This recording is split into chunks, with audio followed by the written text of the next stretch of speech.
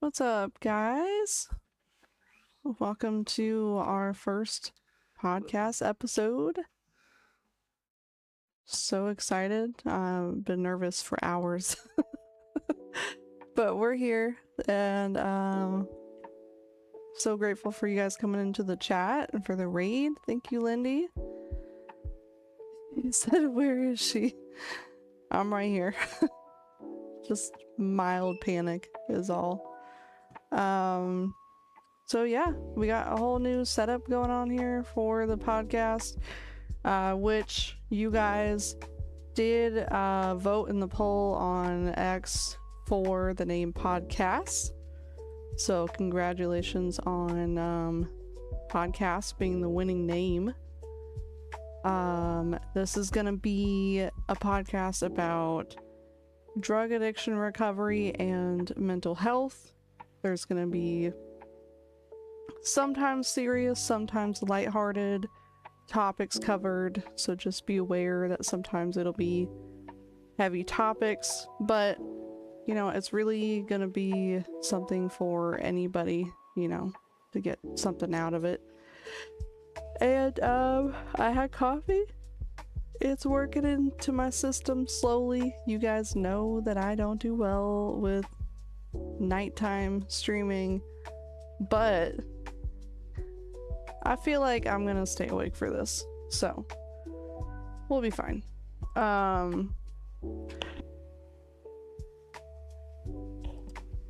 So the plan for today.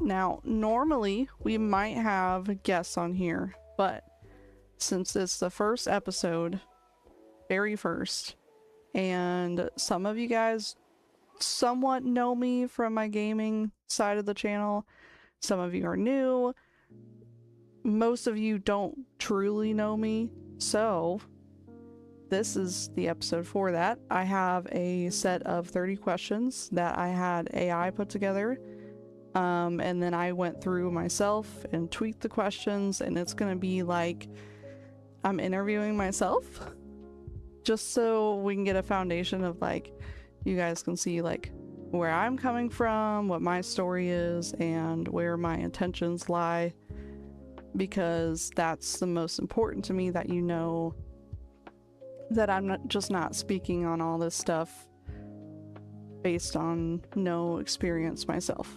So we have questions on our little TV here. I tried. See how it's reflecting my green screen? I tried to make Google in dark mode and it just didn't want to. Let me turn the brightness down. Okay.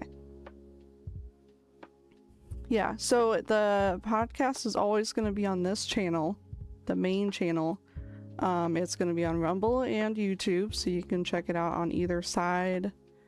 If you are on the YouTube side this time, I saw we had a couple people come in. Feel free to come say hi on the Rumble side as well. There's a great community over here.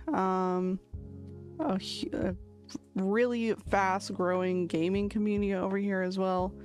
So if you like that stuff, come on over. And yeah, we can just jump right into it pretty much. So I have, I know you guys can't read it that well on the little TV there, but it's kind of just for looks. So, I mean, I'll be reading the questions out loud, so just know that none of you can probably see that little tiny screen. But I'm gonna read them out loud and stuff. So yeah, I'm gonna like try to take a deep breath for a second, because I'm not usually somebody that gets nervous with the gaming streams, but this stuff, with the topic and with how personal it is to me, it's very vulnerable for me and it's difficult. I've done a lot of work in therapy over the years, but it's still, I mean, it's a hard topic for anybody to talk about.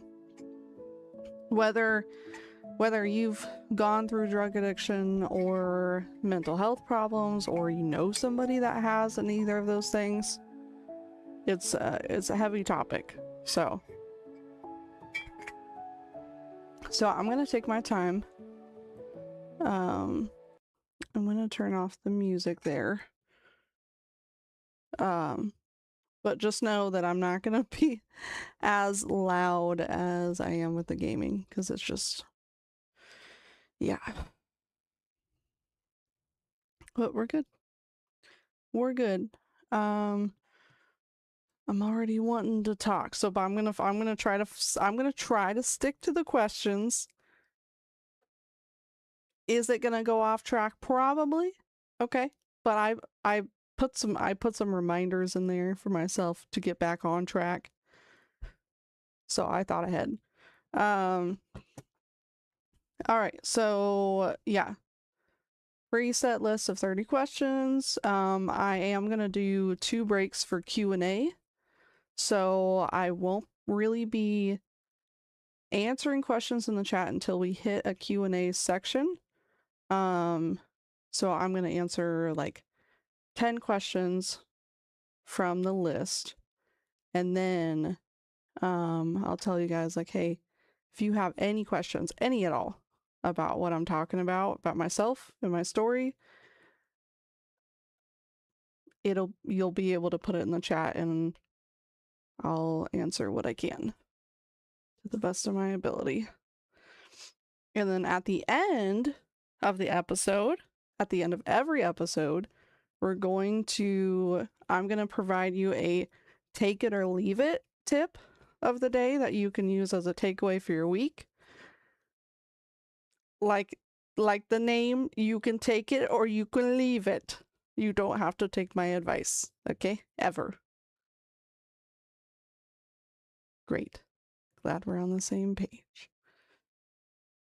Okay. So this first section of questions for myself. So just think of it as like interviewing myself. I think I put that in the title. What are we doing, green screen? Okay, that's good.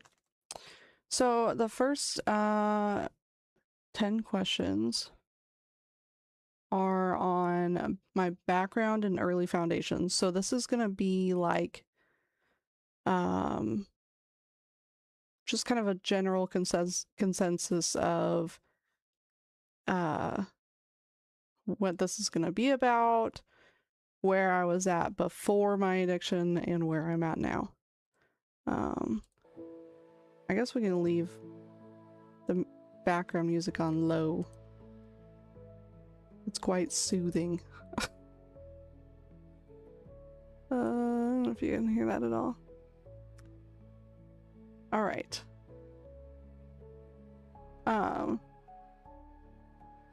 So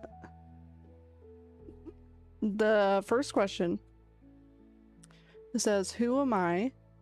My age, current living situation, number of years in active addiction, amount of time spent homeless, number of years sober, my intent for the podcast, and my goal for the podcast.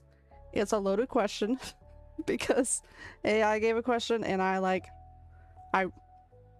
rearranged it and added some stuff. So first of all, my name is Cass. I go by that name in real life. It's short for Cassandra, but I go by Cass since I've been an adult. So it stands for Kassayan as well. But just know if you call me Cass in real life, you're calling me my real name. I'm 28. I live in my dad's basement with my family, with me and my fiance and my son. Me and my fiance both work full-time.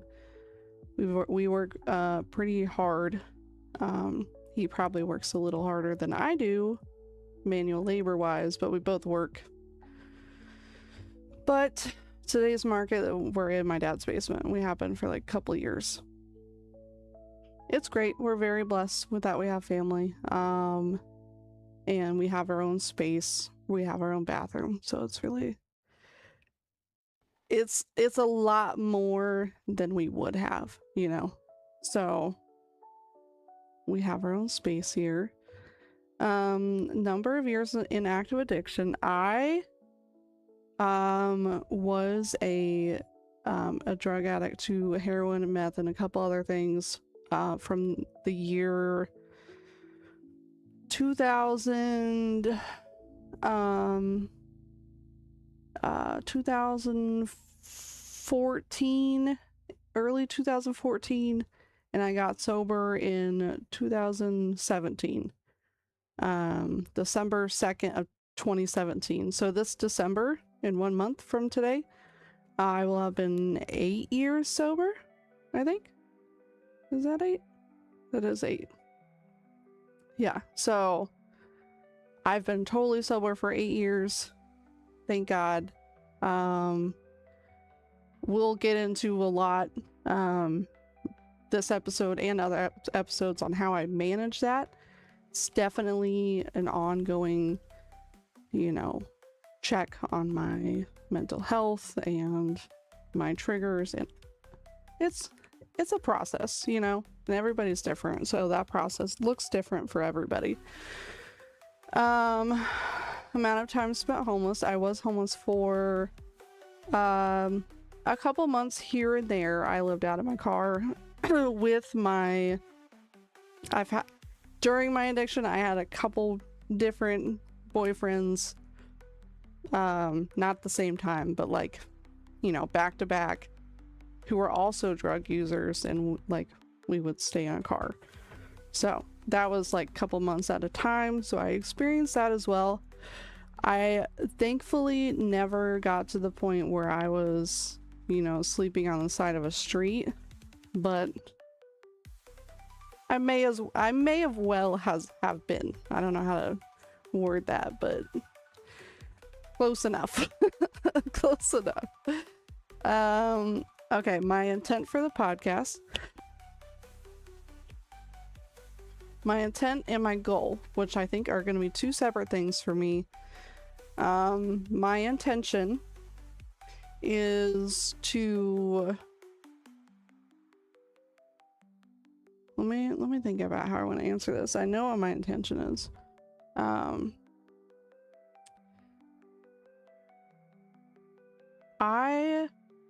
I I want to provide not just content, but I want to provide like information and to people who could use it. So like one or two of the times that I tried to get sober initially, I looked on YouTube for, like, I specifically remember this. I looked on YouTube for I was trying to find someone to relate to. I was trying to find if anybody had gone through getting sober. I know that there are people that provide like their story and help on the internet. I couldn't find it for some reason, and that was like 2016. And so my intention is to provide that because I personally couldn't find it. And my goal is to help anybody. If someone joins for 1 minute of one podcast episode and they get one thing that helps them with their day, we've accomplished our goal. So it's a very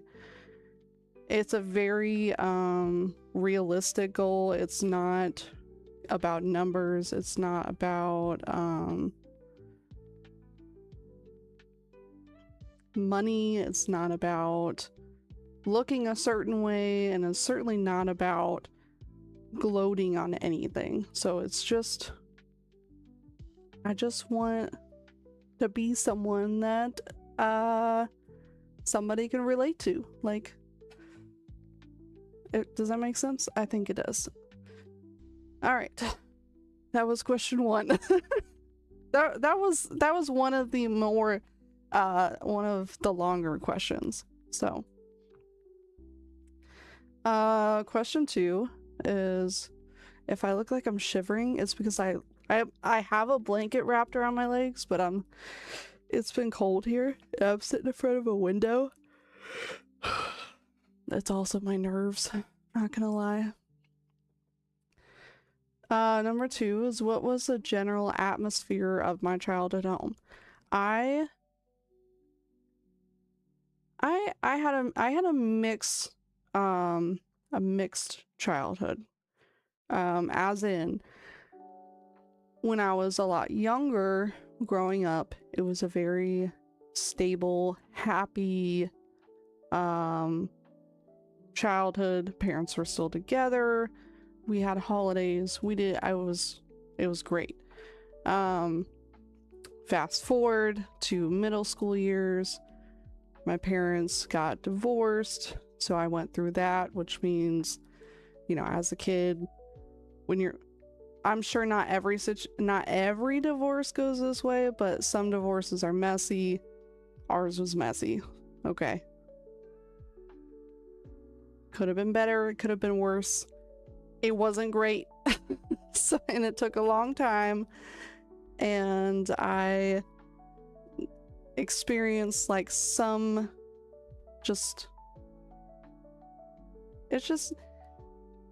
there's a lot there, but generally I had a weird transition from having a really ideal childhood into something that was more like less ideal. We'll leave it at that, because we're just giving general answers for these for the very first episode.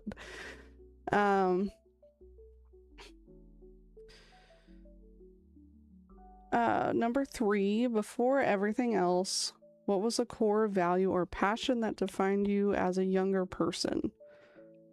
When I was younger, at all ages, I was very into art, drawing, and painting. So anything creative. You probably see some of that on my streams now. We do a painting stream once a week. And then a core value, I'm not sure what a core value be, but I know I had a lot of passion for art, and that kind of stuck with me in every period of my life, so I try to hang on to that now.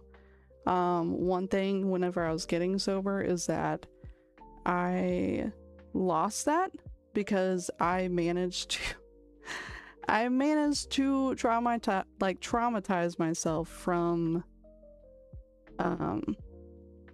doing art. Like I got this really bad mental block for a couple years. I just got over that like this year. Like the end of last year into this year. Like I've been chipping away at it since I got sober. It's been a lot. So, but I have come back to that, so that root in me is still there. It wasn't gone. I thought it was gone. It was not. So that's that.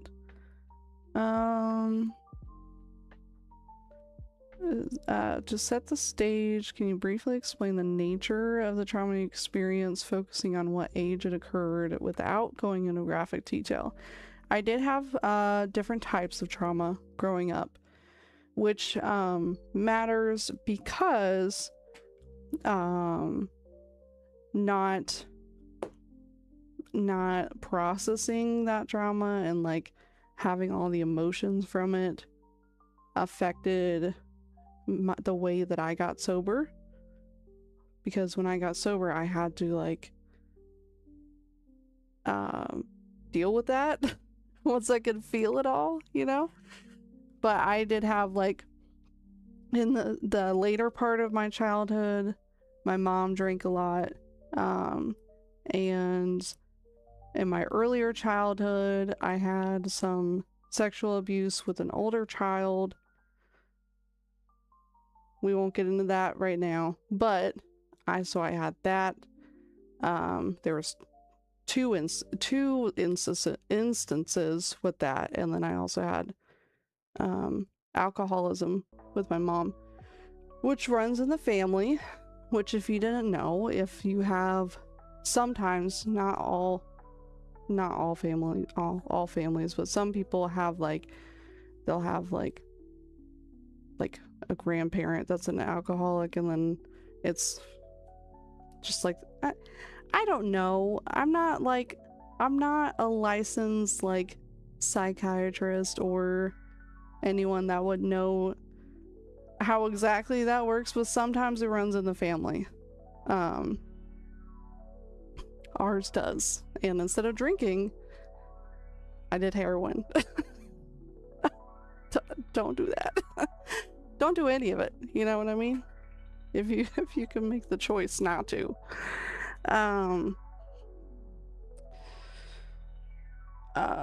Number 5, that was number 4. So number 5, how and when did you first start realizing that you were carrying emotional pain from that trauma?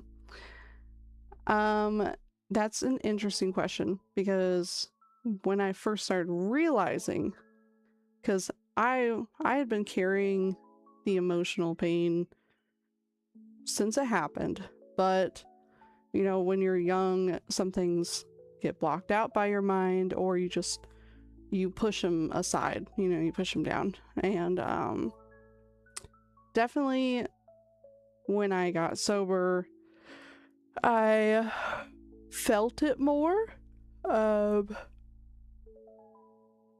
But as for realizing it, I knew about it, which is part of why I used, which is why we had to approach that when I got sober in therapy. So yeah, once I got sober, I had memories come back, literally. I also, you know, just I had to process it. Which is just feeling, you know, when you use drugs, you numb the good and the bad. So I was numbing the bad, but I was also numbing the good. So that's one thing to remember.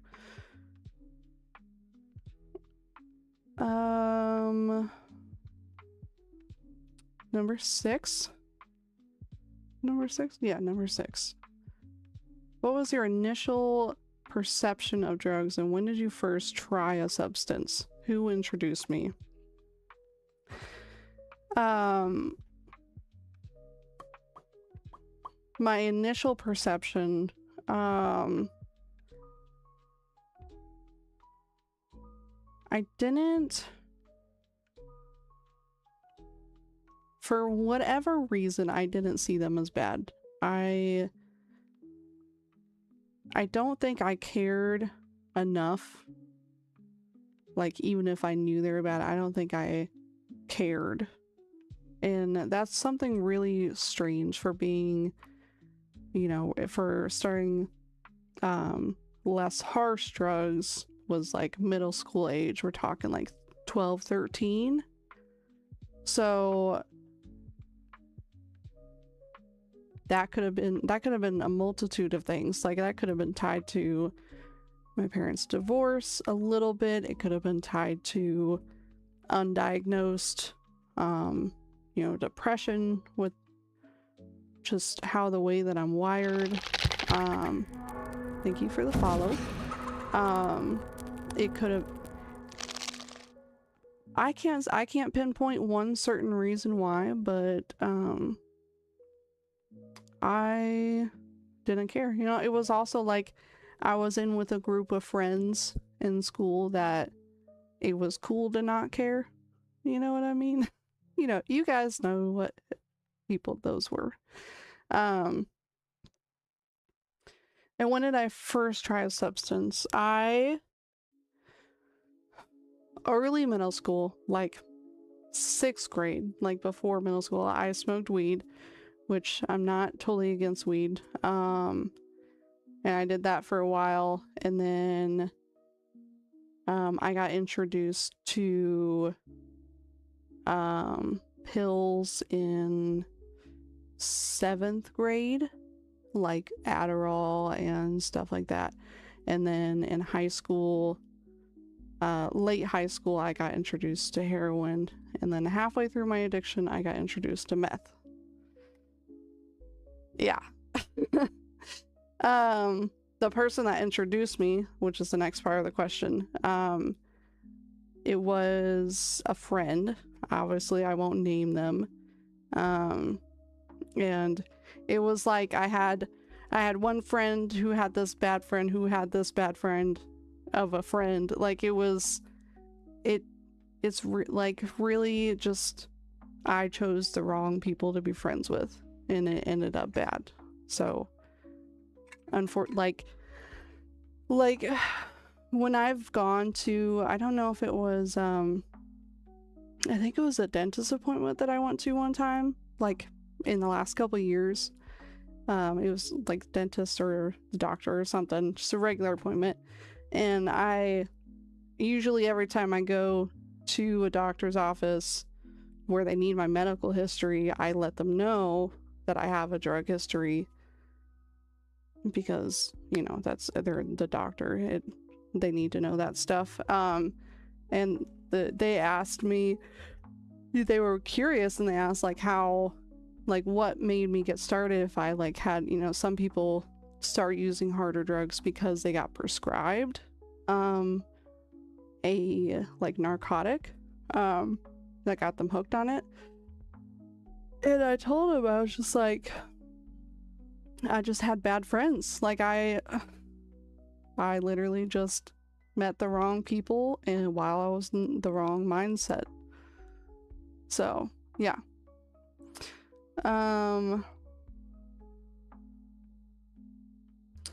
Number 7, how did your social life and family relationships change as you became more involved with drugs? How did my social life and my family relationships change? We know my social life with friends, but family relationships, obviously not good. You know, I didn't go to as many family events. I wasn't maintaining a relationship with my parents. Pretty early on in my addiction, I I had been living with my dad, and I basically just,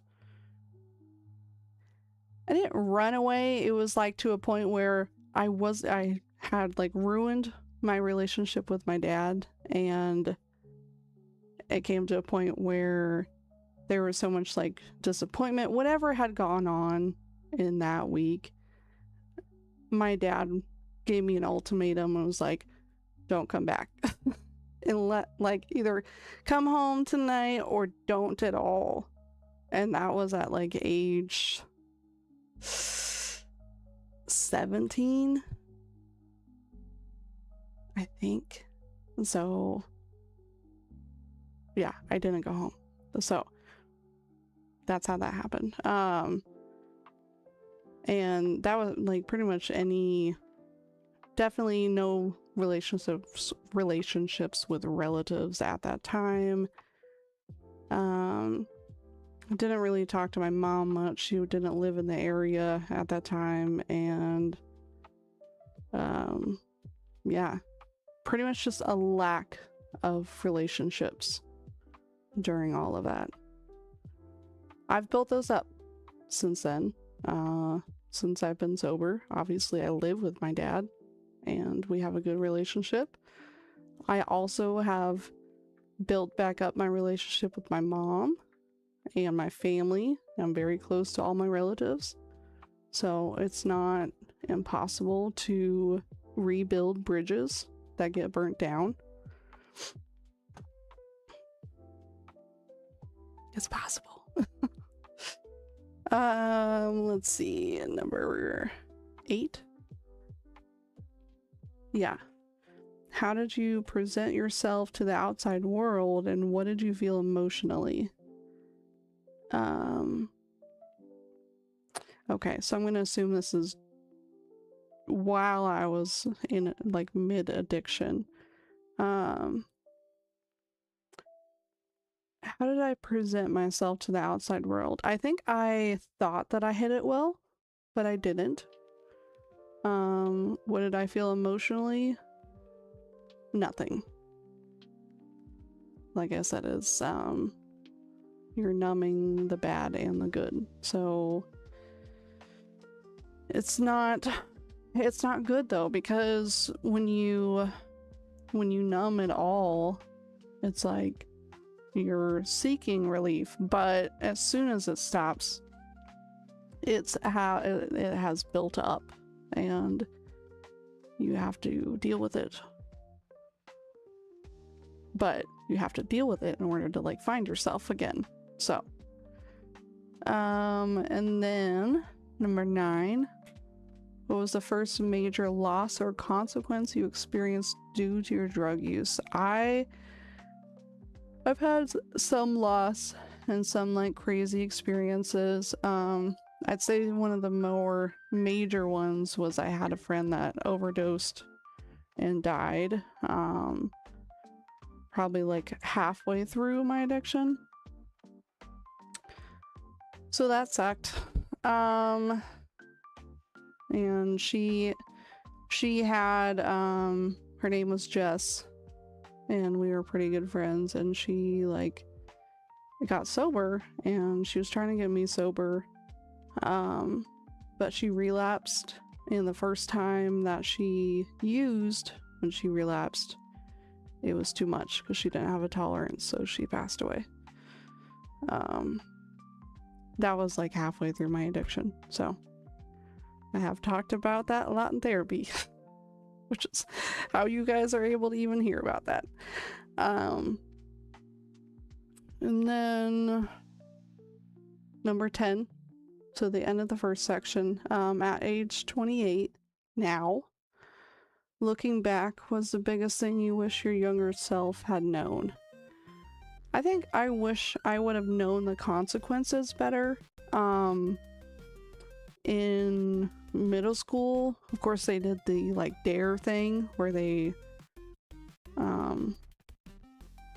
told you not to use drugs. I imagine they said the consequences, so I don't know if I would have even listened anyways. So, well, maybe let me think of a different answer for that. What I wish my younger self had known. Maybe that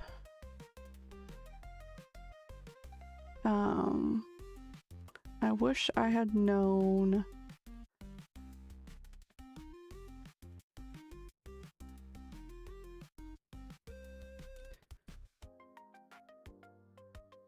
I'm not sure. That's a difficult, that's probably one of the more difficult questions to answer. Because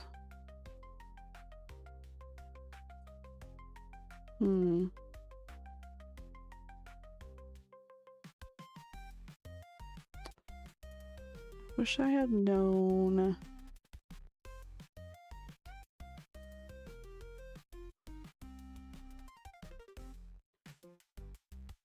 I think I wish I would have known how do I word this? Like, that the consequences were real?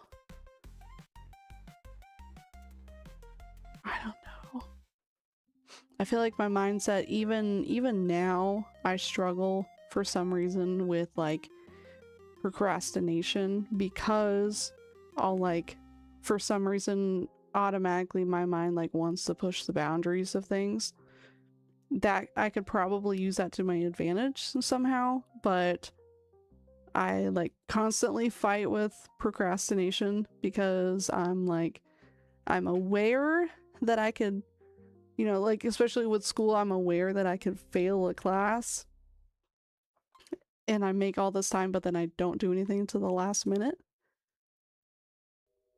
because I don't like, I know the consequences, I don't feel that they're real for some reason. So that's kind of, it's kind of a, I don't know why I have that trait. Okay, so that's the end of the first section. Let me go to the bathroom really quick because I'm drinking this water. This is the first Q&A section, so please, any questions you have, put them in the chat. And no, I've been ignoring y'all. That's just because I need to get through the questions. Let me go to the bathroom. I'll be right back.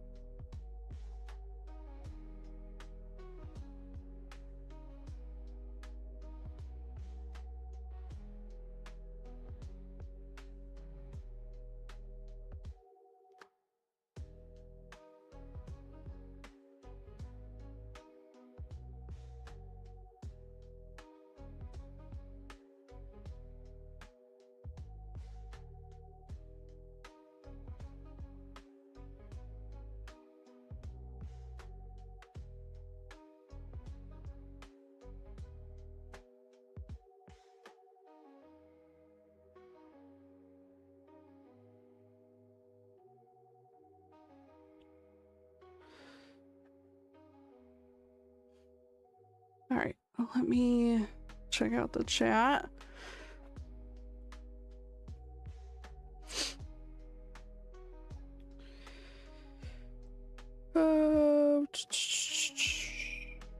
Let's see. Ava, quit scratching that, please. Oh, goodness. All right, I'm just scrolling back in the chat.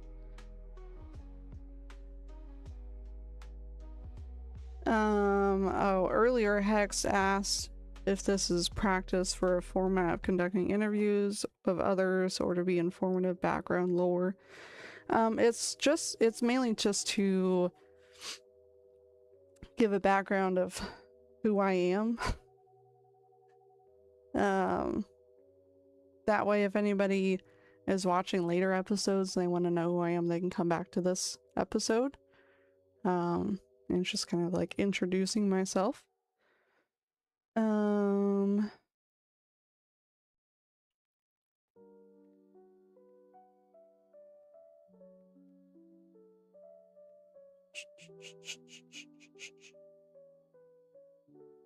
Earlier fight said Shorian and Tony Gaming discussed the inherited alcoholism problem in the pilot episode of their podcast. That's very cool. Yeah, it's a really interesting topic because you can, as the next generation, you can try to stop it. But yeah.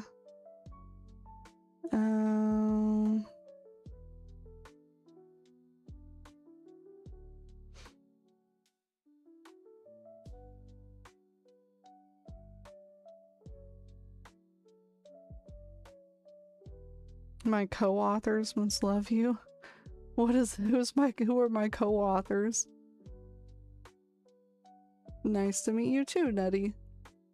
All right. Do you guys have any questions? It doesn't matter how silly it is. Do you guys have any questions about what I've talked about so far? About me? Thank you, Nutty. I appreciate that. Okay. Anyone you publish papers with for college?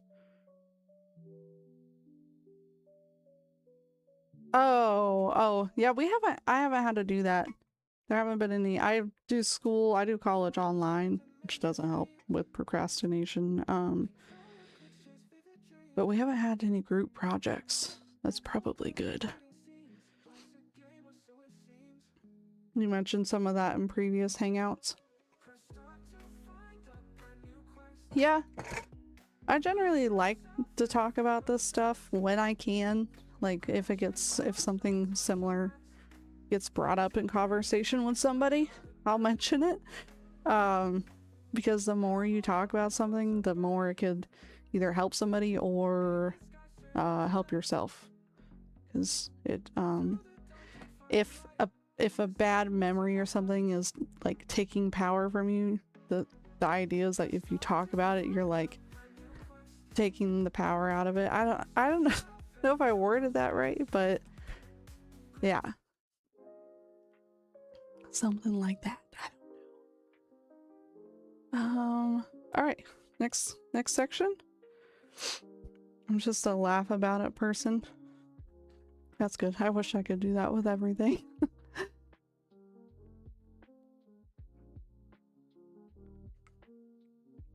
Okay. Section 2. AI named it the core of addiction and crisis. I like how it assumes it was a crisis. It was. Alright, so question 11. When you were in active heroin addiction, what was a typical exhausting day like? It was rough, but yeah, pretty much the entire like 3.5 years, just about every day, you know, I would wake up very, very sick with withdrawal symptoms. Like if you think of, and if you've ever had like a really bad flu where you get chills and like high fevers and stuff. I don't think I got fevers, but it was like that's what it feels like, and you just can't get comfortable, and it's really, you feel like you're dying pretty much physically. So very early on in that type of addiction, that starts like immediately. So that's why you get in the cycle of like having to, as soon as you use, it takes it away, unfortunately. So I would wake up very sick. I would try to find money to get more drugs, and I would use them, and then later that night I would start to feel sick again. And then I would do that every day for the majority of the 3.5 years with whatever boyfriend I was with. And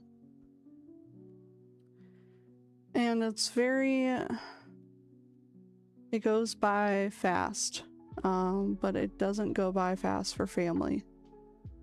It is something that I've found out since I've been sober, is that what started with a weekend thing turned into like not of my family like being worried about me every day for 3 years.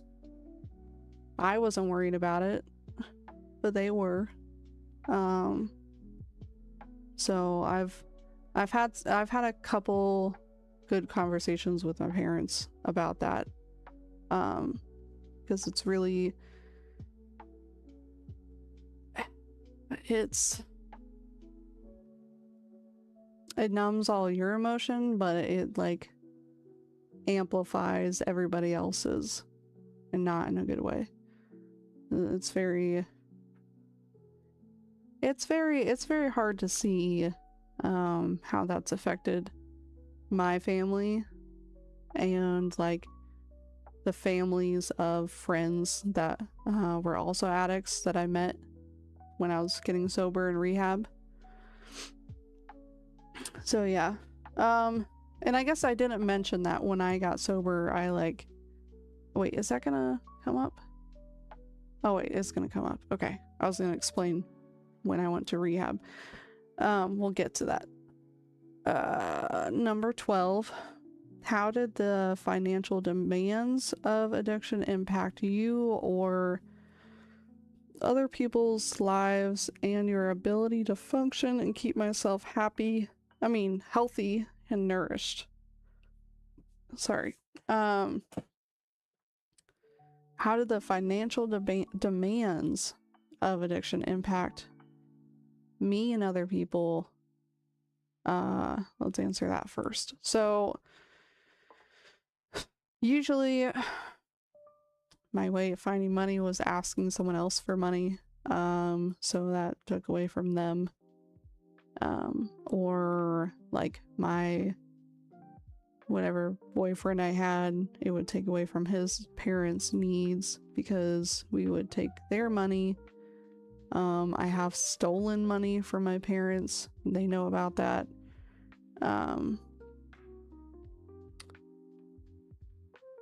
You know, it definitely took away from other people, from their financial stability. Very much so. And then the other part of the question is how did addiction impact my ability to function and keep myself healthy and nourished? I did become very malnourished. The weight I'm at now, I'm like almost 6 foot, and I'm like 200 pounds right now. This is what 200 pounds looks like.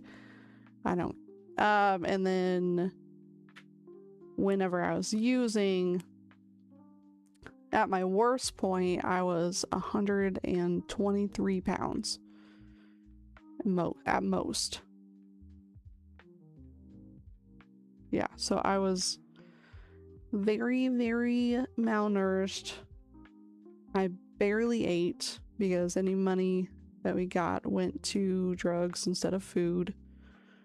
And because of what I was using, I didn't feel hunger. So in actuality, I could have starved to death and not realized it. And that's a thought that keeps me sober. You know? I'm like, oh, I can eat now. It's great. That's probably why I enjoy food a little bit more now, you know? And also with my personal hygiene, I wasn't really showering, which is not very healthy. You know, I had several skin infections. It's gross.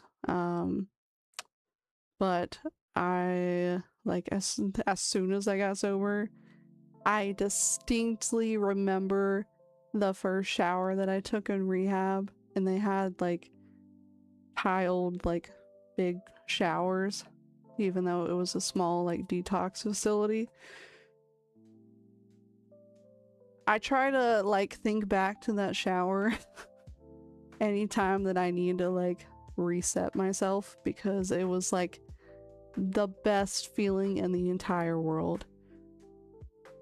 Yeah, like that was the only thing I was worried about in that moment. I was like, okay, I'm fucking okay now.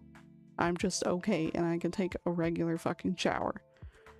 I've never in my life had a moment where I was more grateful than right then. And I'm always trying to get back to that, because the level of gratitude you feel whenever you are in a really hard situation like that. I don't know how to word that, but it's, you know, it's unique.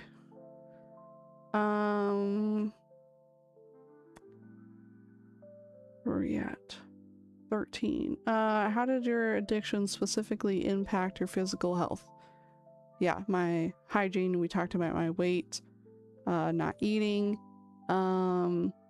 This might be TMI, but I no longer got my menstrual cycle. Jesus Christ.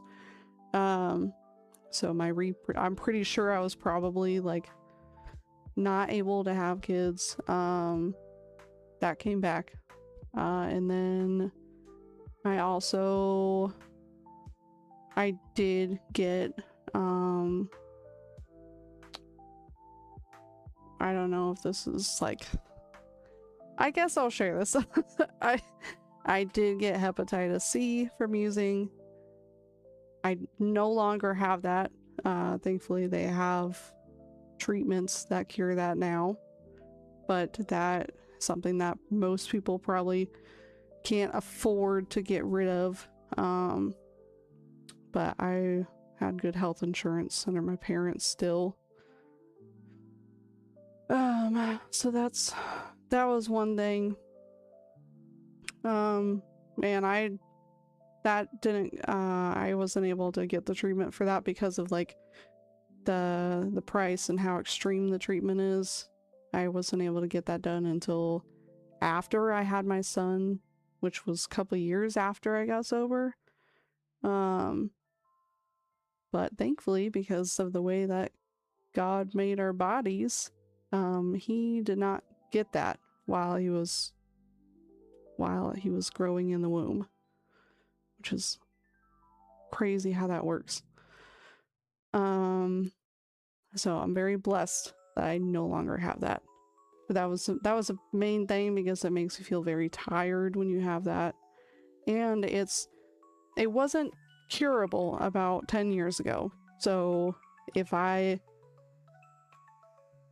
lived through this 20 years earlier or something like that, I wouldn't have lived past, what is it, 35 or 40 when you have that disease. So again, very grateful. Very grateful.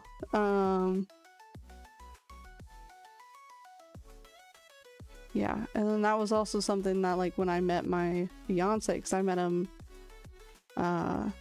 very early sobriety, it was very hard to tell him, like, first, when I realized it's starting to be kind of like serious, because we were like messaging a lot, I told him very early on, I said that I have this. I have to tell you because it's contagious. So that was a very difficult choice that I had to make to tell him that.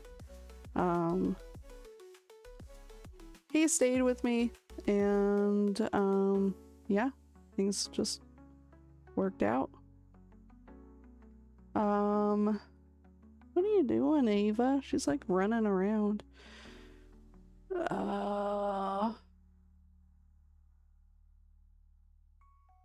Where's I at? Oh, number 14. Was there a moment when you looked in the mirror and didn't recognize the person staring back? Yes. I won't go into detail about that. But yes. It was during like the last week of my addiction before I went to rehab. Number 15. In what ways did you try? Hey, kitty. Do we need a kitty break? Yeah. Look. Kitty.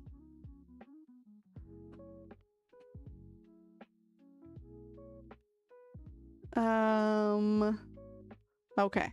Where are we at?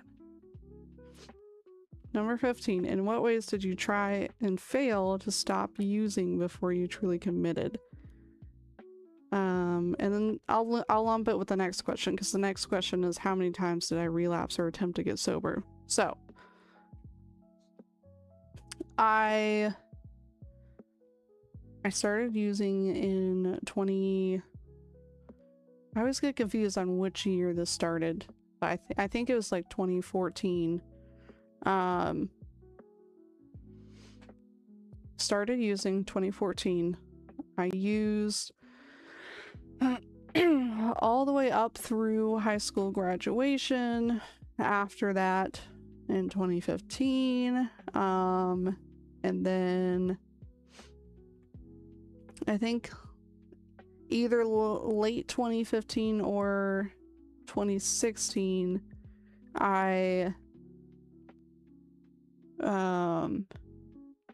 it was one of the times that I was homeless in my car.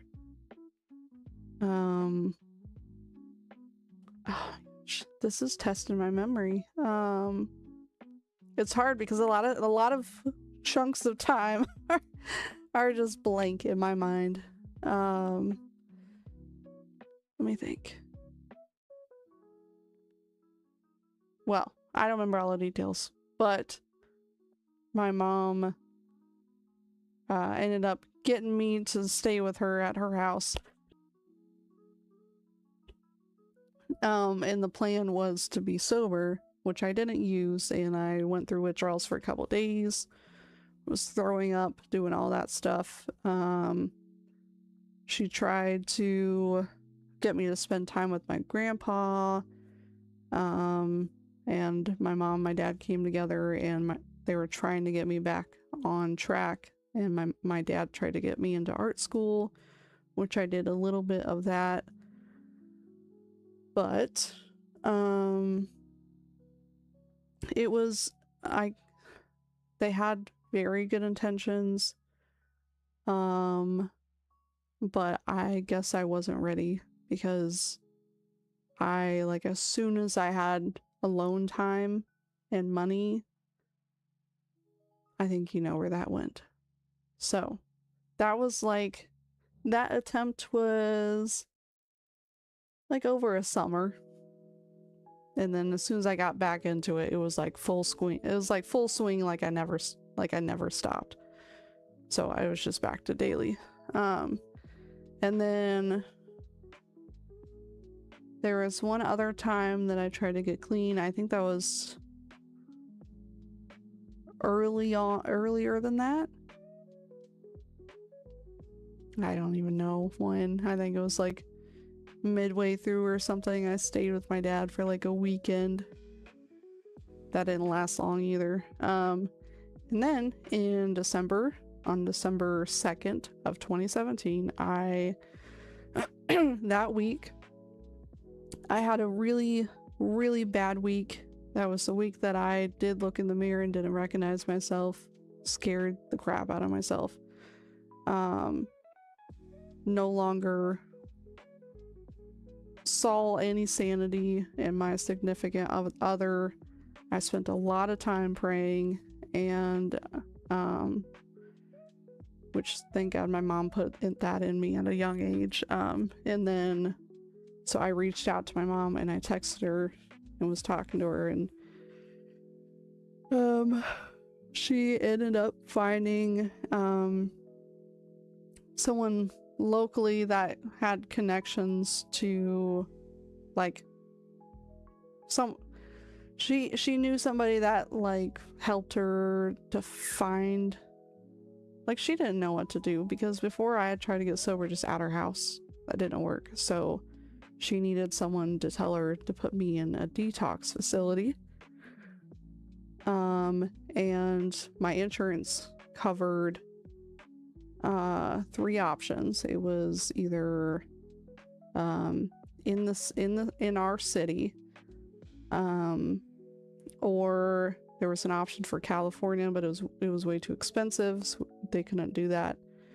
And then there was an option for Florida that was more affordable, because my parents didn't think that it'd be a good idea for me to be in the city that I was using in, which they were right.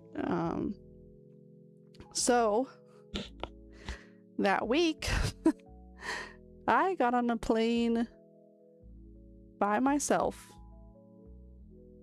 mid-withdrawal, flew to Florida.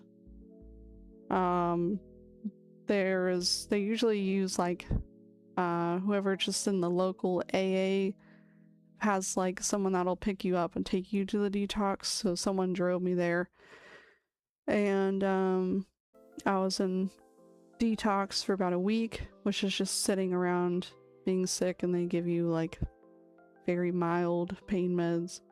It was fine. And then I went from there to an in-treatment facility, a rehab, if you want to call it that. And I was there for a couple of months. I did a lot of group therapy. I ended up getting a job. I finished the program. I moved into a halfway house, kept working.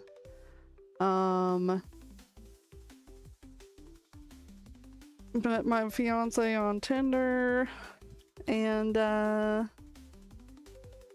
I ended up moving in with him because I got pregnant, and then we just kind of built up from there. And then we ended up moving back to my hometown a couple years ago.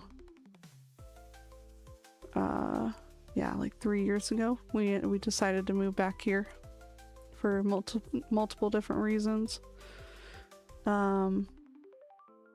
Yeah, I haven't had any relapse since then. That was, December 2nd, 2017, I started detox.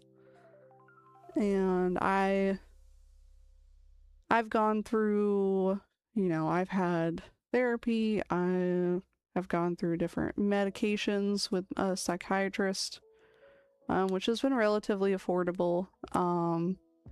And I've even, like, worked on myself enough to where I've been able to be on less medications. I'm only on 1 now. Because of the therapy, I can talk about this stuff more openly without being in too much emotional distress. I just try to work on myself, and I've been successful with it. I think for my journey personally, I have continuously worked on myself, but also given myself, like, space and like, I'm not super hard on myself trying to fix everything about myself, but I work on things when they come up, and that's kept me sober. That doesn't work for everybody, but I think I got to a point right before I got sober that I was bad enough that I never wanted to do it again. Thank God. Because it was bad. Oh, it was asleep. Okay. Yeah, so that's how I got sober. And then question 17. What relationship did I sacrifice or damage the most during my active use. What relationship did I damage the most and sacrifice? I'd say I missed out on a lot of time with my cousins.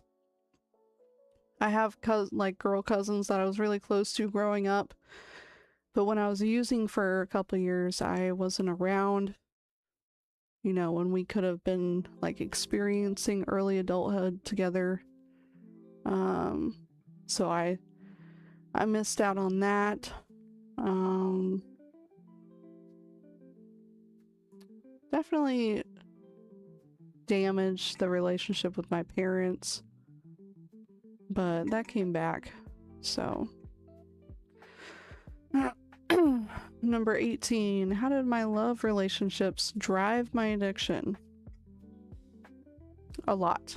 Of course, the way I picked my partner was by who was going to buy me drugs. As you can imagine, that's not a good way to pick a relationship, because you know, enable each other whenever you're in that sort of relationship. If one person is feeling like they might be ready to be sober, the other person is not, and they say, no, we can keep using for whatever reason. And it prolongs the process that it takes to get sober, in my mind. At least it did for me.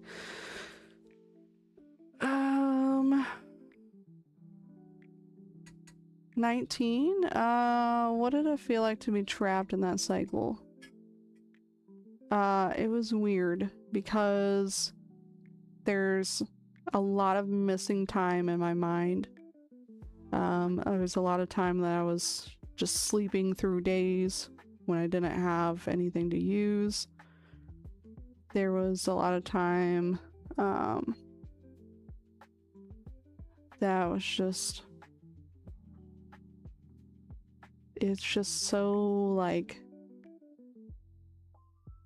if you, this is gonna be a weird analogy, but if you think of like your thoughts, how they are, like if you have all your thoughts on like a bookcase, like my mind during that time is if the bookcase just turned to slime and was like flat on the ground. Like there was no like feeling, and then all of a sudden I'd have feeling and then I wouldn't, and it's not, you lose time, and then whenever you're sober you're trying to make up for this time. I feel like I've made up for a lot of time though now. Number 20, what was the ultimate rock bottom moment, the incident or realization that made you feel like you had to change?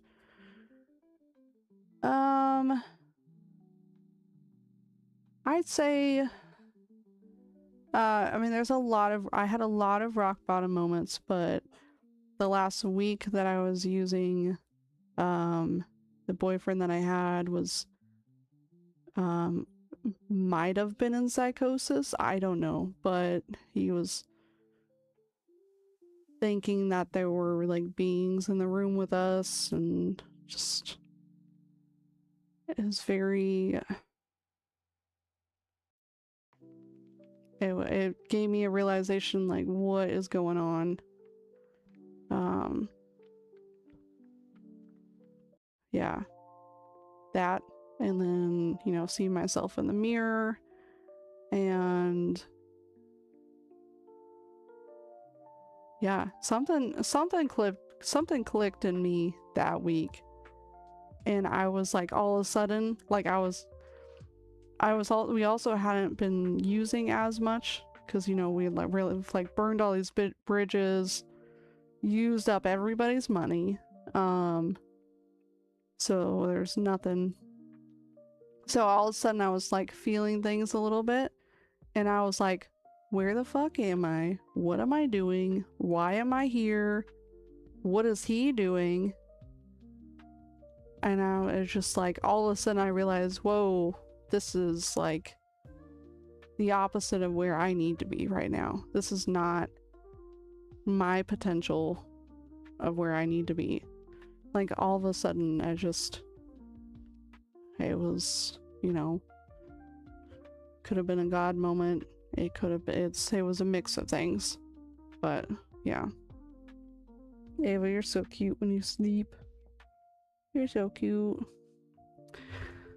Number 21. How'd you feel about your identity as you entered your 20s while dealing with this addiction?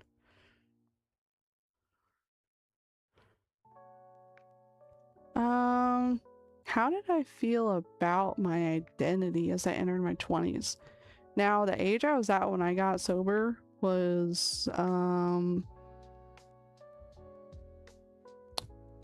20, I think. Let me think.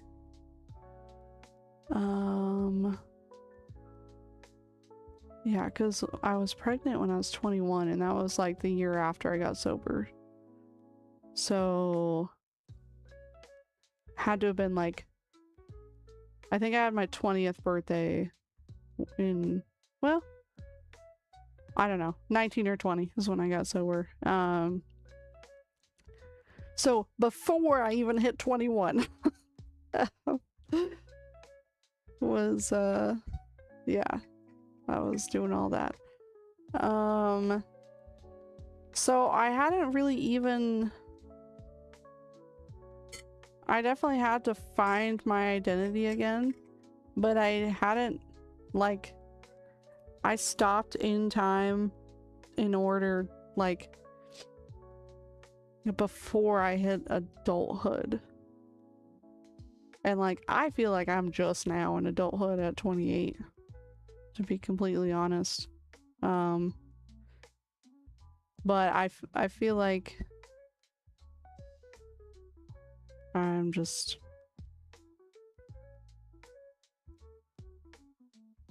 yeah, I didn't really have an answer for that question, because it's just,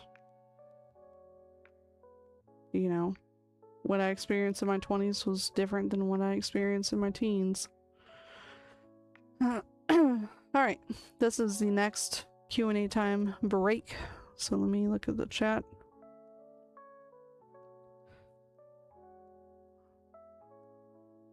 You said woohoo, Mr. Saiyan.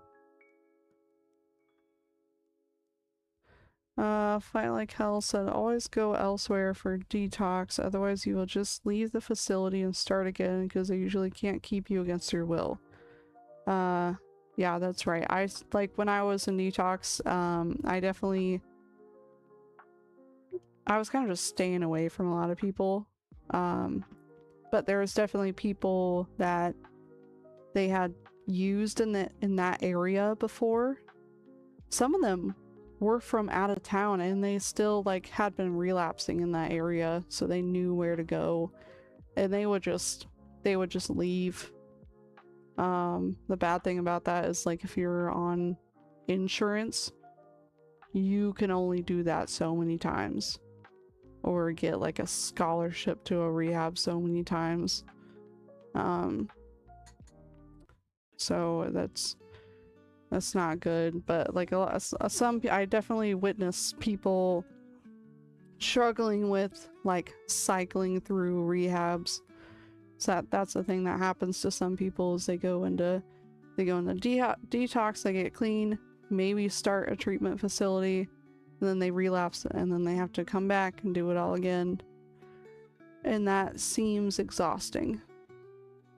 But I didn't do that myself, thankfully. So I can't really speak on how that feels exactly. But I did see that happen. That's the thing. Let's see. John said, yeah, you've seen the scary stuff. Hard to describe to people if they haven't been there, but certain that it's not where you belong. Right. Yeah. Yep. Yeah, like I said, it's a heavy topic, so someone that hasn't been around it, it's a heavy topic. I don't know how else to word that. Do you guys have any questions before I move on?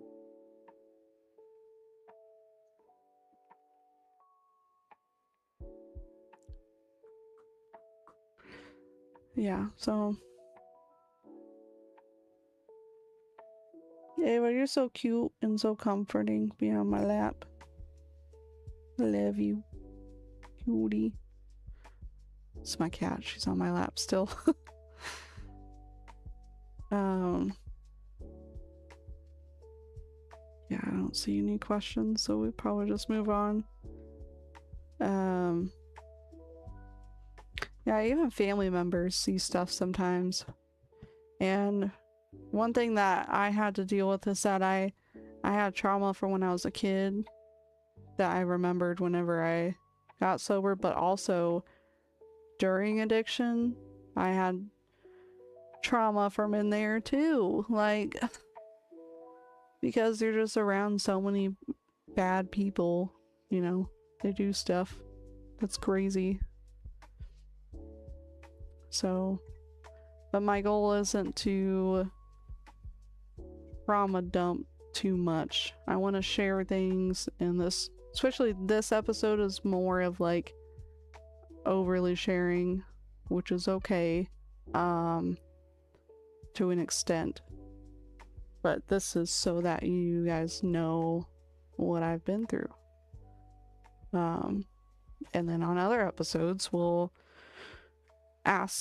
give a platform for someone else to share their story. It won't be the same questions, but it'll be the same format, you know. Because everybody has a different story with getting sober, and even the people that didn't use drugs themselves, but they have family members that did, they have a story. People that have friends that passed away from it, they have a story. It's different for everyone. Okay, let's go to the last section of questions. It's going by pretty fast, faster than I thought. I was worried that I was gonna get way off track, but we're doing good. It's not as hard as I thought it was gonna be, so that's good. All right. Did anybody have any questions at all before I go to the next part?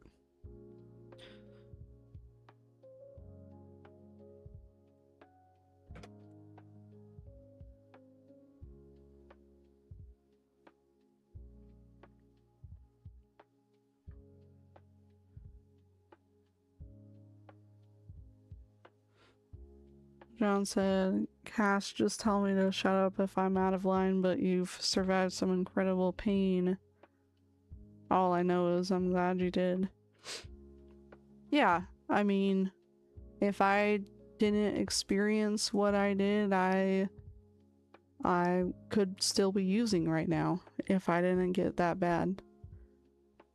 Because it was like, I had enough desperation that I could stay sober.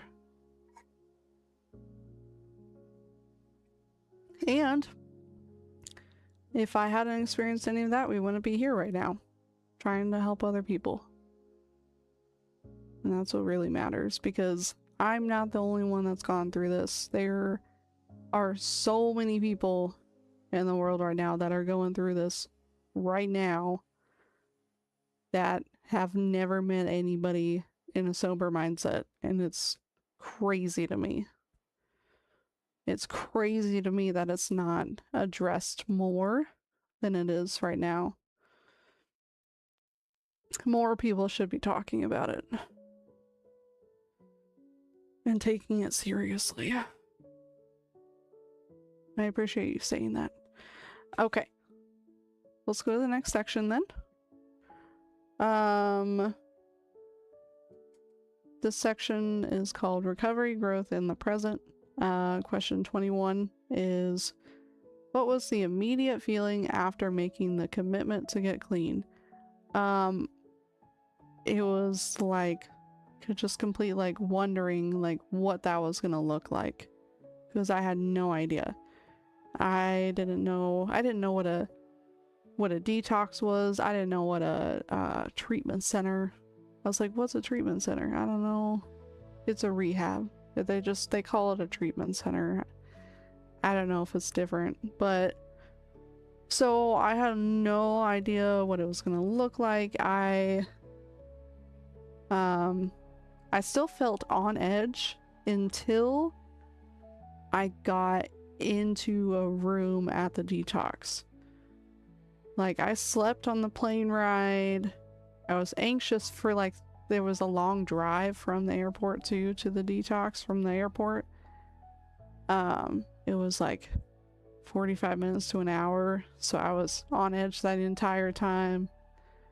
I didn't trust the guy that was driving me because I didn't know him. I was like, I don't know where I'm at right now.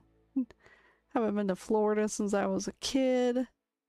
What I do know is that on the drive there, I was looking at palm trees.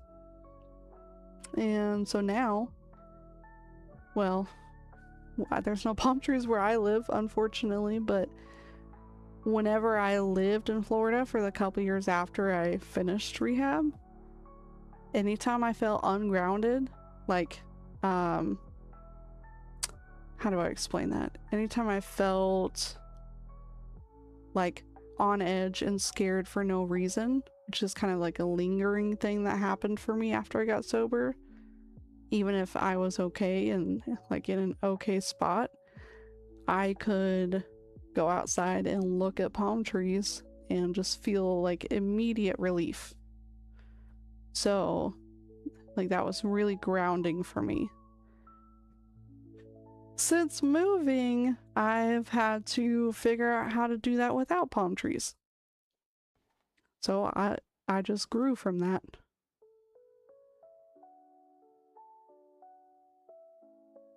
You know, being around family is pretty grounding for me as well. So it just like brings me back to feeling stable.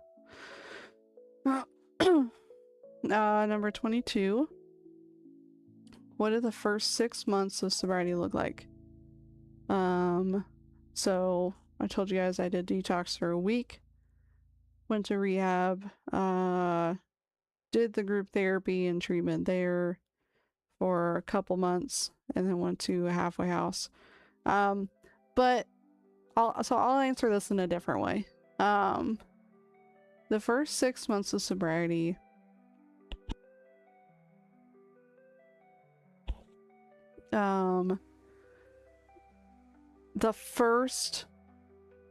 initially, I was very grateful, and then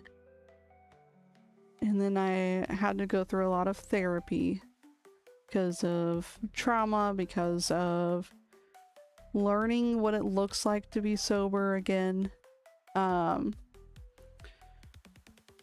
hearing other people's stories in rehab and group therapy. That was a unique experience to go through because I just had to hear other people's history and trauma, and that was a lot sometimes. The first 6 months was a lot of just learning to live. That 6 months is very early sobriety. I'd say the first year even was just trying to find my footing for living. That's the only way I know how to put that. All right. 23. What forms of support, aka therapy, 12-step, or a person proved to be the most effective for you? For me, the group therapy, having a group of people talk about their stuff, even though some of it was hard to hear, it was more, well, you know what? I take it back. It wasn't too hard to hear because I felt like I was a part of something in that. But yeah, I had the group therapy helped. We did go to AA meetings, which are free for anybody to go to anywhere. Those were effective for me. Not everybody you meet at AA meetings is going to be helpful. Some of them will be very helpful. It's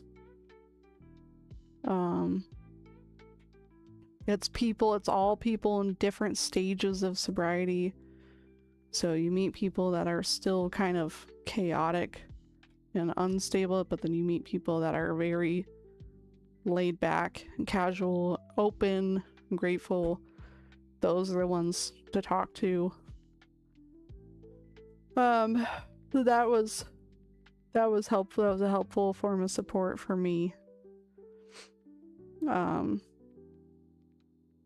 then the next question, how has addressing your trauma through recovery changed your relationship with yourself? How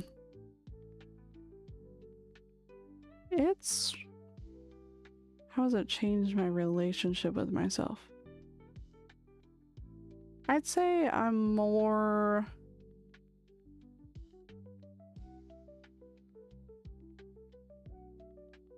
I don't know. I don't know how to answer that. Like in the most honest way possible, because I still struggle a lot with my self-esteem and my confidence.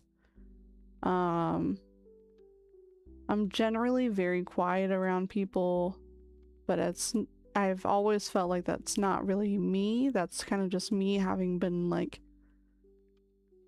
pushed down by my circumstance, so I've pushed out of that.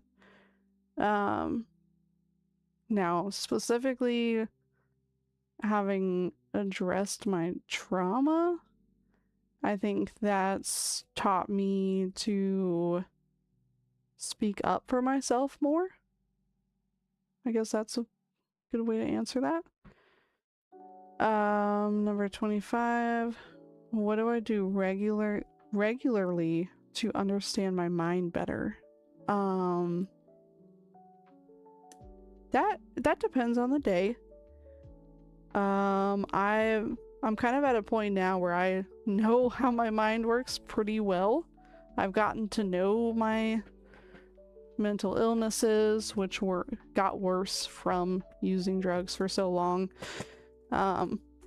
Like I struggle with bipolar now, which has kind of tamed down a little bit,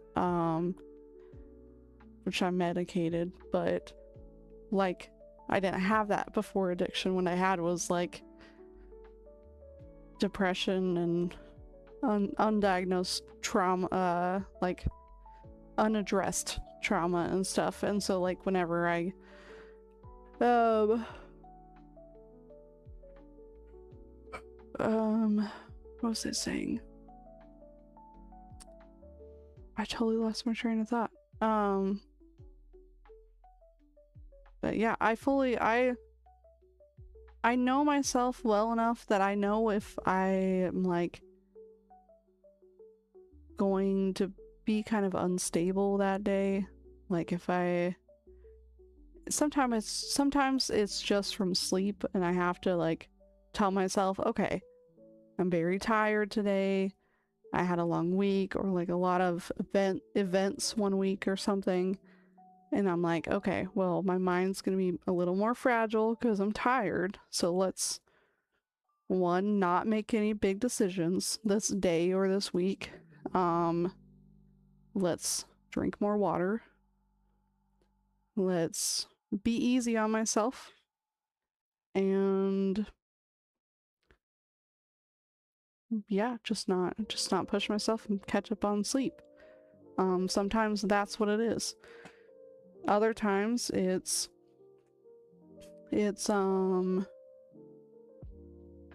no, nowadays most of the time it's whether or not I got sleep or not. I don't know. Oh, I'm getting hair in my mouth.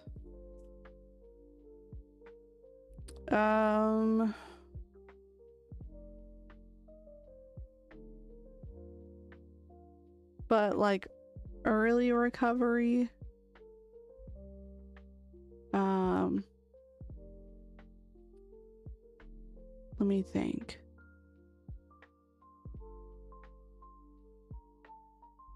I think I struggled quite a bit the first couple years with trying to understand my mind better.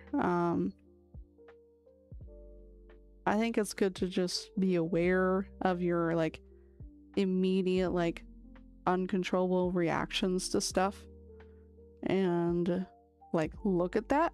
Like if you have a conversation with like a family member or with a friend or a spouse and your immediate reaction, you notice that you do it frequently and that it comes out with a bad result, not like from their reaction, but like from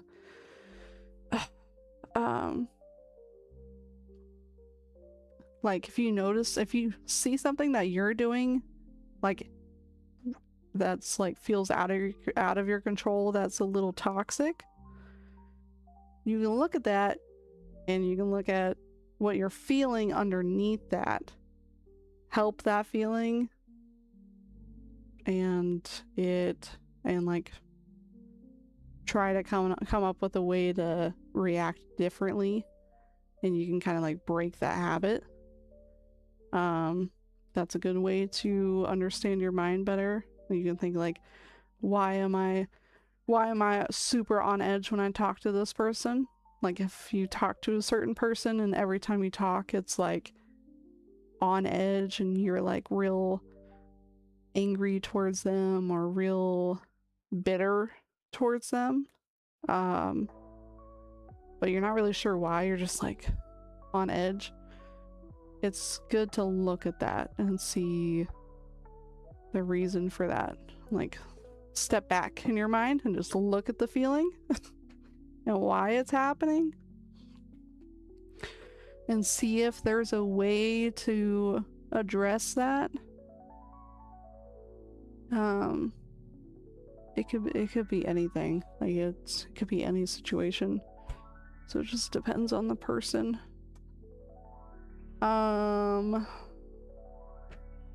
What is something new you've learned to do for fun now that I'm sober?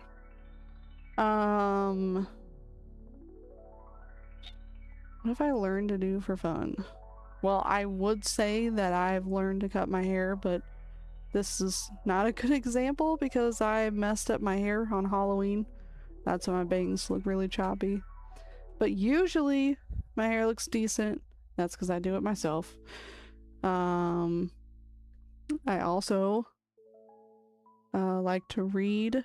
I haven't been doing that in months because I have like I've had a lot of fun streaming, so I'm not spending time reading. I still read sometimes. I've been really wanting to do it more, but that's what I love to do now. I've also learned to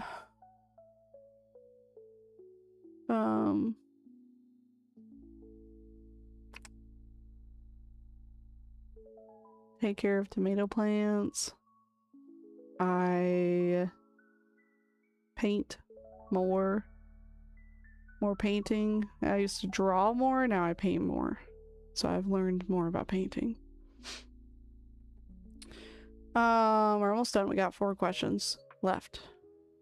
What's a one new skill or emotional tool you have gained from navigating recovery? A new skill I've learned from navigating recovery, though.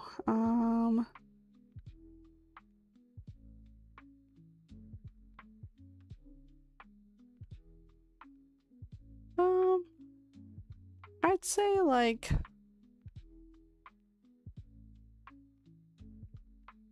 a new skill. I'd say talking to people is easier now. And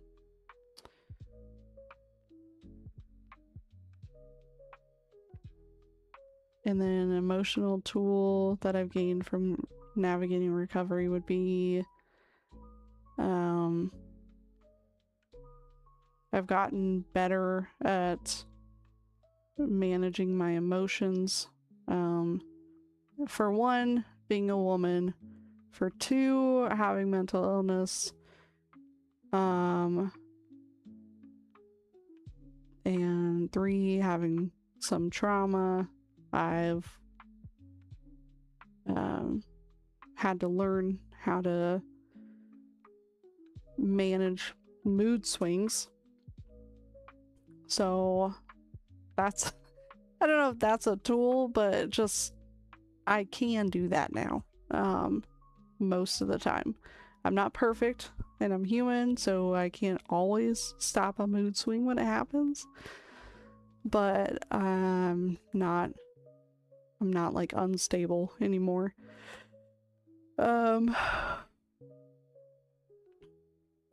There's gotta be another emotion. I know I have other emotional tools. I'm sure I'll talk about them in other episodes, but now my mind is like getting tired.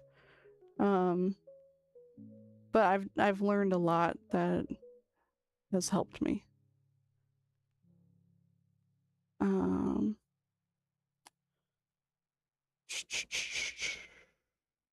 me think. What's a good emotional tool I have that I could share?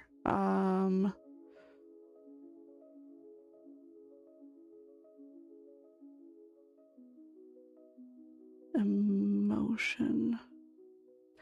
Okay, so there's one tool that I have that I do that works for my mind, might not work for you. When I notice that I'm depressed, which I pay attention to what I'm doing, so like I know that I'll start being very reclusive and I'll eat less. It's very weird for me to eat less, honestly. So I know that like, am I getting depressed? So I don't have that much depression nowadays. A lot of that's gone away. But when I start to feel depressed, I've given myself this rule or like unofficial list of things that I need to do. And I've told myself it's very important for my mental health to do these things. And I have to tell myself that so that I know if I'm feeling depressed, as much as I don't want to do them, I'm going to do them and I'm going to feel better after I do them. What I do is I find, I do something relaxing, like taking a hot bath. I do something I enjoy, like reading a book or playing a game or drawing. I go outside, even if it's for like a 10-minute walk, even if it's to get the mail, if it's to take the trash out, if it's to drive my car to the gas station to get gas, whatever it is, I need to go outside.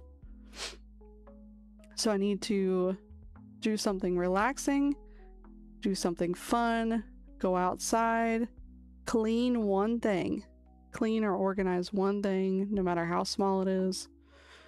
If it's picking up the floor, if it's doing some dishes, if it's doing folding some clothes or making my bed, however much I can handle clean or organize something, because it's very, I assume it's like this for most people. If you complete, it's a combination of completing a process and you're accomplishing a responsibility, and it's helpful to other people around you. And then what's that? It's go outside, do something fun, do something relaxing, clean something, and then eat something comforting. I don't overly do that, but how that looks for me is I'll do like the relaxing and eating part together. So I'll like, sometimes I'll I think last year at some point what I did is I was having like a depressive week, and I did all the things. I did my walk, I took a hot bath, cleaned up something, and then at the end of the night I sat down with a hot mug of tea, ramen, and a video game, played that, and then got some sleep. I swear, every time I feel a little depression coming on, if I do those things, I'm good. Some people have depression way worse, and of course my medication helps a bit, but I still get depression, and that's what helps with that for me. But it's best to find what is fulfilling for you, because for me, a lot of my self-worth is tied in with my success and my ability to take care of my family, and the ability to take care of myself, which I struggle with. So those are the things that just like tick a little box for me, even though I'm not like taking a 5-mile run and vigorously organizing my entire house. All that's going to do is stress me out. It would be great, but that's not the thing to do when I'm in a bad mindset. I'm just very minimal, very, very half-assed. Play a game for 10 minutes and then do some dishes. It helps. Okay. What do we got?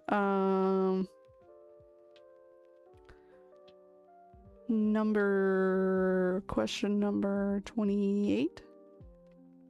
Now at 28, how do you handle major life stressors, like a bad day at work or a conflict, differently than I did before?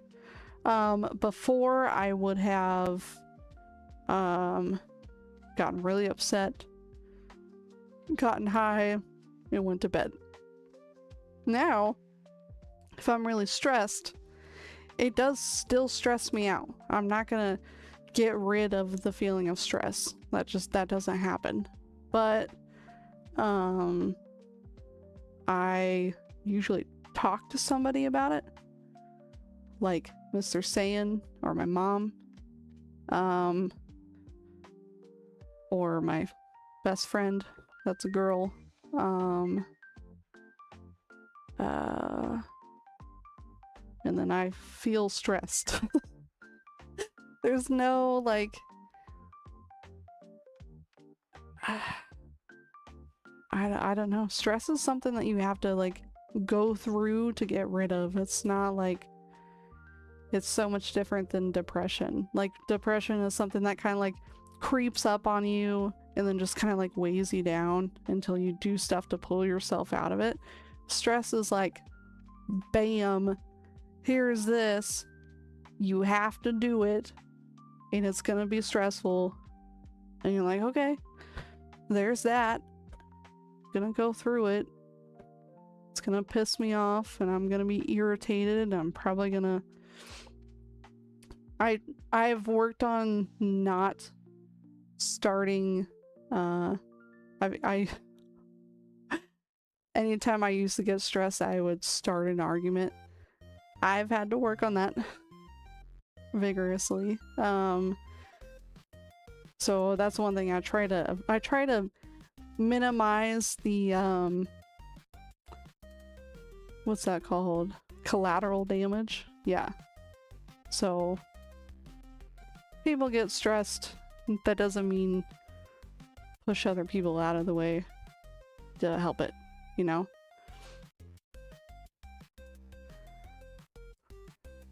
Fight said can't have one without the other, always need to combine the depression and anxiety. They do kind of tie hand to hand. Mine are pretty separate though, to be honest. Like depression will creep up on me, and then my anxiety, I don't know. I haven't really had much anxiety now that I think about it. I used to a lot, but now every time I feel anxious, like every once in a while I'll have a day where it's just like, I can't shake this like fear, like anxiety, but that doesn't happen as much anymore. But most of the time, if I have a little bit of anxiety, I can look at it, and then like if I visualize just like walking past it, I'm like, okay, there's anxiety. Are you helping me or hurting me right now? Am I an adult? Can I go do this activity? Yes. Are most people gonna see that I'm anxious? Probably not. So let's move on. It's kind of, I guess I think my way out of it, which is crazy. Alright, last two questions. Number 29. I think there's technically 31 questions, but there's two number 21s.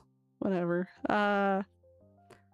What does success look like to you today, and how is that definition different from when you were younger? I think when I was younger, I thought succeeding looked like some grand thing. I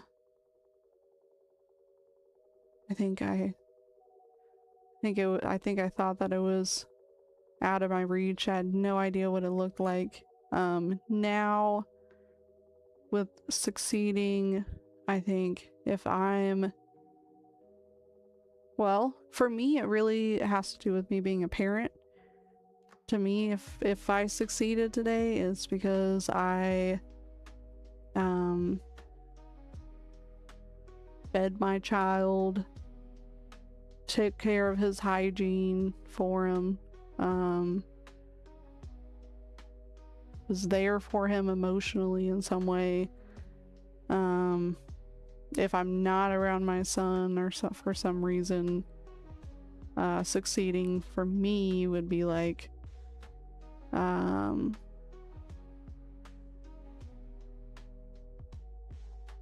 washing my hair, or I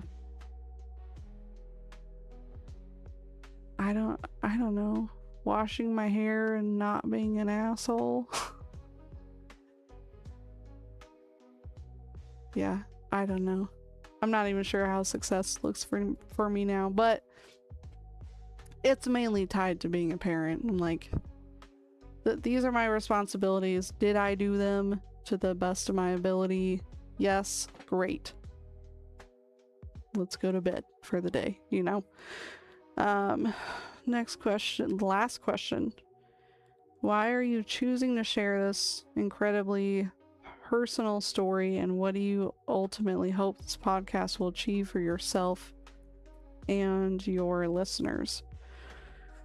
So the first part of that, the reason why I'm choosing to share this is because it's a story similar to a lot of other people. I've navigated it. I was able to do rehab and not go back. A lot of people don't successfully do that. So if I share the way that I went through it, someone can get something from that and hopefully help them. That's all I want to do is help people. And then what do I ultimately hope the podcast will achieve? That. Yeah. For someone else, hopefully give them the means to navigate their emotions, or if someone doesn't like see the light at the end of the tunnel, I can be that and be like, hey, I'm here. I made it out. So can you. What it would achieve for myself would be, I have this strong passion that I want to help somebody, so it would check that box for me. It would also, it feels like my responsibility, having gone through addiction, that if someone themselves went through addiction and they need someone to like relate to have a friend, I can be that. Or what was I just thinking? Or if someone has a loved one that they're very worried about, that's in active addiction or early sobriety, they can have some hope. Yeah, that is about it. That's the last question. All right, we did it. Yay, we made it through all the questions. I hope you guys enjoyed that. I know it's a lot of heavy topics. I know that's a lot of dumping my stuff on you. Please don't carry it for me. I can carry it. Just know that if you need somebody to talk to, I'm here. And other episodes, I will try to get some guests on. I haven't decided who yet. I have a couple people in mind that I might ask. It'll normally be talks about addiction or mental health.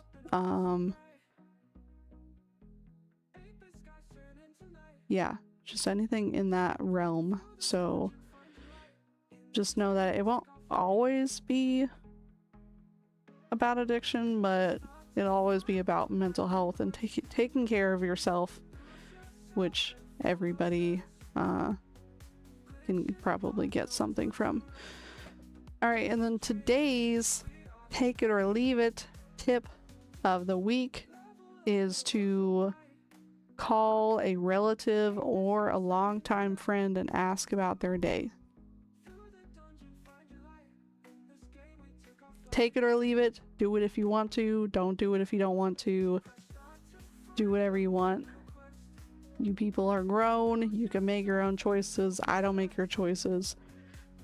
But if you want to do it, call somebody, a relative or a longtime friend, and ask about their day. The reason why I chose that is because one of the things that I do when I'm feeling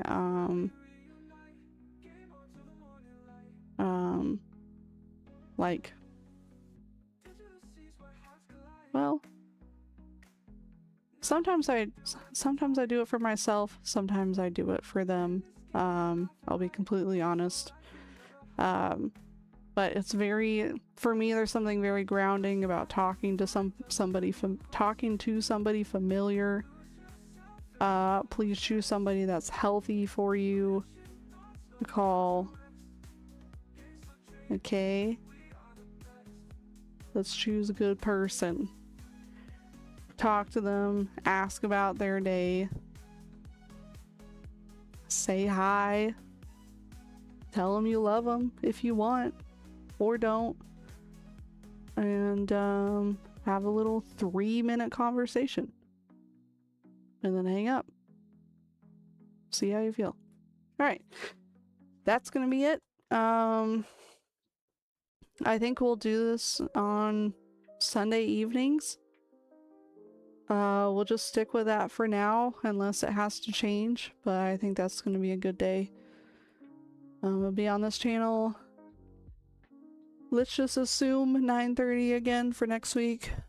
And I'll post on Twitter about what the next episode is going to look like, so keep an eye out for that.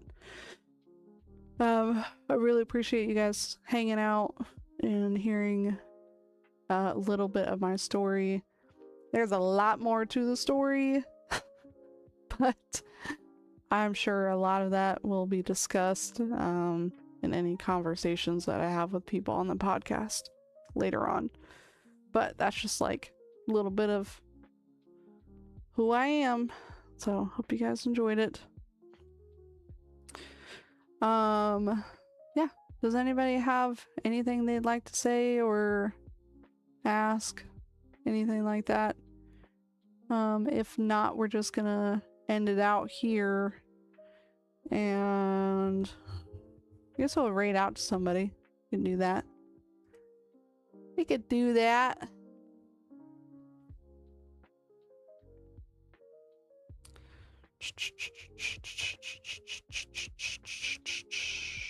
Rumble, let's see.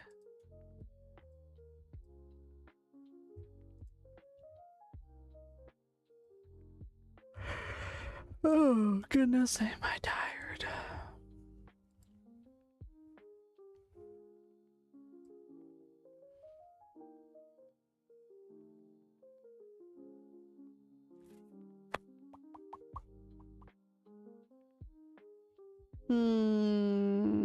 Let's see, do we want to go to another?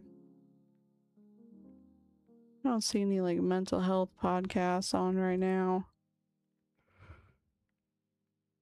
What do you think is the bigger stumbling block, addiction or mental health?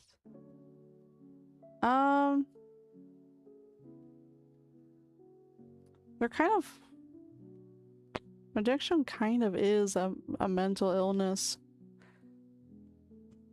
But if I'm looking at it separately, like between like getting over drug addiction in one hand and then dealing with like regular mental health, like emotional illness, mental illness and stuff, other depression, all that, I'd say addiction was harder because of a lot of the what ifs and a lot of the physical consequences of that. Physical pain, certainly difficult.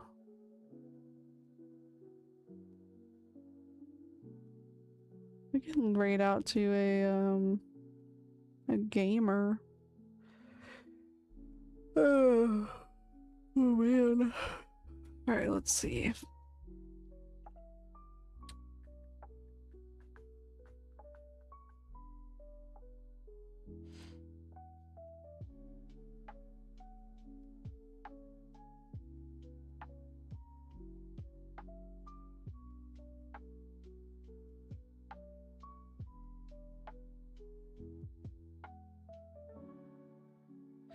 Alright.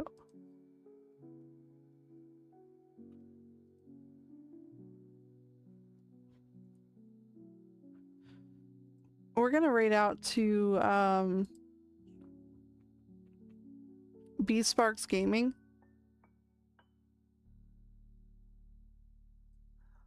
I don't know. That's just who I'm choosing. So go show them some love, and I will see you guys next week. Okay? See you later. Oh, I guess if anybody's on the YouTube side, you'd have to come over to Rumble to be part of the raid. But if you're on the Rumble side, hang tight. Alright? Alright, have a good night, guys.